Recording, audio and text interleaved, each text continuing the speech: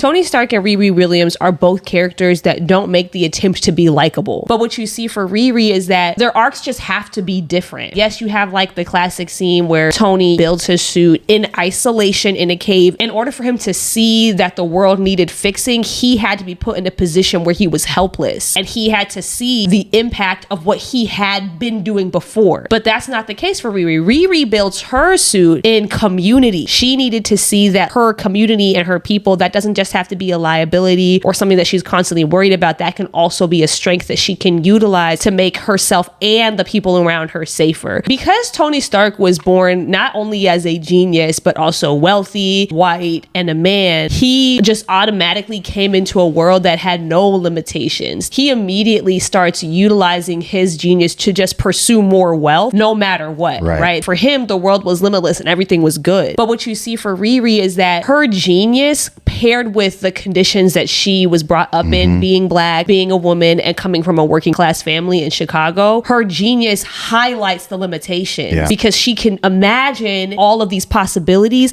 but she can't bring them to life, especially when she needs them the most, like what happened with her stepdad and with Natalie. And so it fuels her in a completely different way. I really find it so fitting that when Riri reaches the point in the show where she understands that she needs help and support and cannot do this alone, Riri creates her subconsciously. She's one of the only people who from the very beginning is sensing that Riri needs help and voices it to her face out loud. And not only does she do that, but she forces it. When Riri tries to say no, she doesn't just say okay, which is what Riri's mom does for much of the show. Natalie never does that. Natalie makes sure every single time that even if Riri refuses to help, she's going to give it anyways. Her creation was Riri's subconscious knowing and understanding that this is needed.